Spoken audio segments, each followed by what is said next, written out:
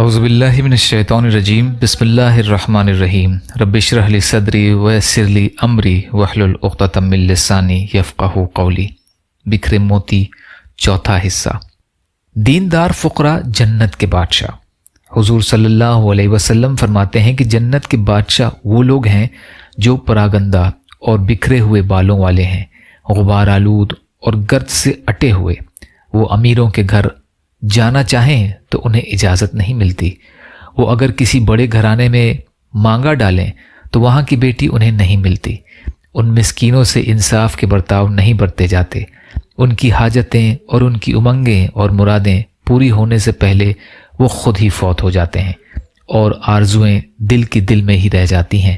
انہیں قیامت کے دن اس قدر نور ملے گا کہ اگر وہ تقسیم کیا جائے تو تمام دنیا کو کافی ہو جائے۔ حضرت عبداللہ بن مبارک رحمۃ اللہ علیہ کے اشعار میں ہے کہ بہت سے وہ لوگ جو دنیا کے حقیر اور ذلیل سمجھے جاتے ہیں، کل قیامت کے دن تخت اور تاج والے، ملک و مال والے، عزت و جلال والے بنے ہوئے ہوں گے، باغات میں، نہروں میں، نعمتوں میں، راحتوں میں مشغول ہوں گے۔ رسول کریم صلی اللہ علیہ وسلم فرماتے ہیں کہ جناب باری تعالیٰ کا ارشاد ہے کہ سب سے زیادہ میرا پسندیدہ ولی وہ ہے جو مومن ہو، کم مال والا، کم جانوں والا، نمازی، عبادت اور اطاعت گزار، پوشیدہ اور اعلانیہ مطیع ہو، لوگوں میں اس کی عزت اور اس کا وقار نہ ہو، اس کی جانب انگلیاں نہ اٹھتی ہوں اور وہ اس پر صابر ہو۔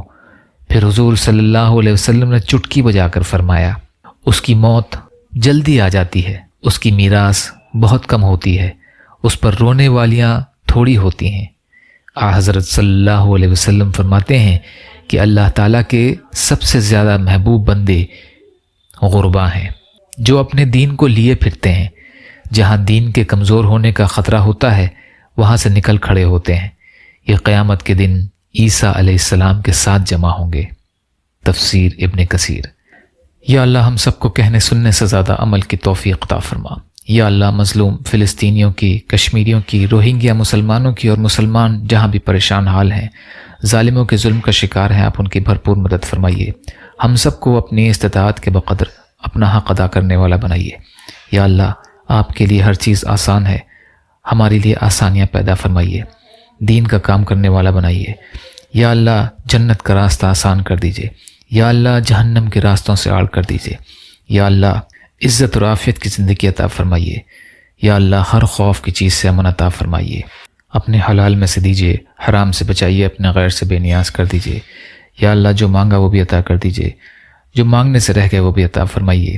اللہم لا تسلط علینا من لا یرحمنا ولا یخافک فینا، اللہم اجرنی فی مصیبتی واخلف لی خیرا منہا، ربنا تقبل منا انک انت السمیع العلیم برحمتک یا ارحم الراحمین، لا الہ الا اللہ محمد رسول اللہ۔ السلام علیکم۔